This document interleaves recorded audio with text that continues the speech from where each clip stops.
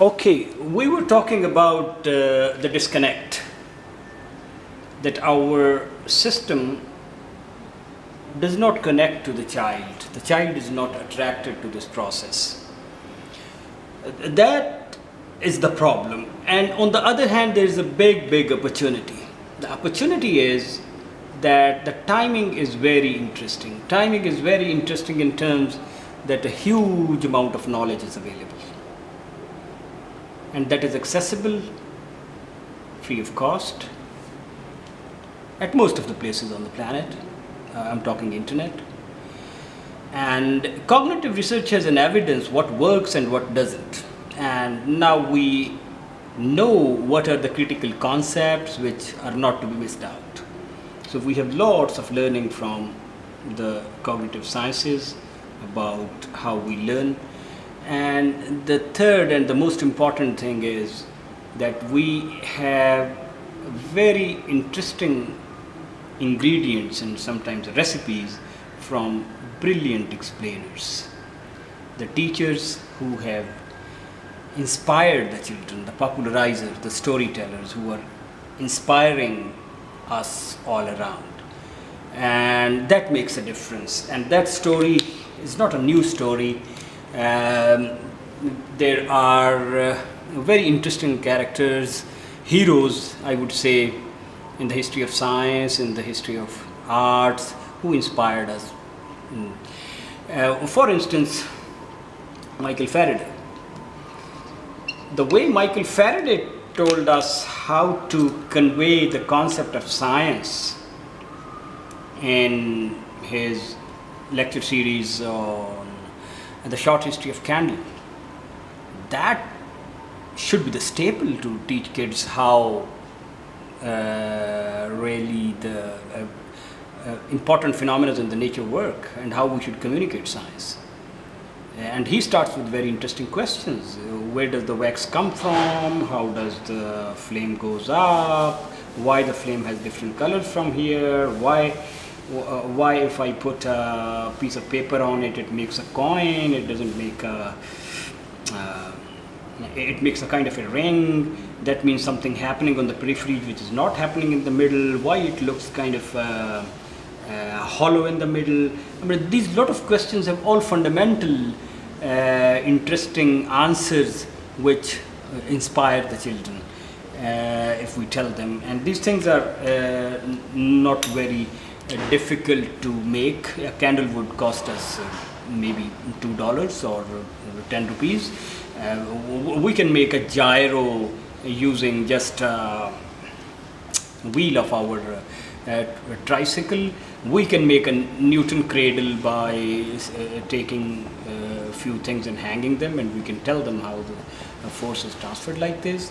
We can inspire children with a lot of things which are already around them, with their own bodies, with their own fingers, and we can give them very interesting representations and very interesting analogies on the concept that we tell them, with examples on the things around them, and in a very interesting way that attracts them. That is very important, that the element of negativity, why can't we kind of tell them things whereby they can play and see, oh, it has 6 sides and it has how many vertices and how many edges, instead of just telling it on the paper which they can't mentally manipulate. There are lots of things that we can tell them by manipulatives. Why can't we show them the globe and let them explore where do we live, and what's on the other side, and what's the longest distance from this place to this place. And all these things are kind of cheap now. It's accessible. You can get China-made toys from anywhere. We can tell them how the gear works in our machines and in our watches and all that. Very interesting concept, writing and starting from the 1, 2, 3 to triangles, to the areas, to fractions, to the shapes of the animals. You can simply teach them, and it's a Chinese ways of doing through these tangrams. But we are not doing it. Many systems are not doing it. And we can teach them numbers by simple these numbers. Okay, guys, this is 1, this is 3, this is 5. Oh, when we add odd numbers, they always are going to make something like a square if I add more to it. Why can't we tell them, okay, oh guys, let's play with the fraction boxes or fraction tools, and can you really put them in order and see which one is bigger, which of them is smaller? If they start doing it, they will get attracted to the process, and that's natural because the children want to play. And we found out that there are stages in which we learn things and we develop with the passage of time, and these stages are play. Everything starts with the play, and actually it never ends. We tend to play with the bigger toys when we grow old. The next stage comes amusement. As the children turn to age 9, 10, before that it's a kind of mommy daddy and it's a chocolate ice cream, it's a food thing, but then they come to amusement when they see the gears for the first time, when they see frogs hopping for the first time, when they see spirals. They get inspired. Oh wow, how it is, how it works and why it hops. But then we say, okay guys, don't do it, you do the homework which you have got from the school, and that kills the entire thing. And when they go up and their hormone starts coming, and that's the phase we call adornment, where they want to, how do I look like, and what's my skin color, and how my collar looks like. Then comes a stage which is a boasting stage.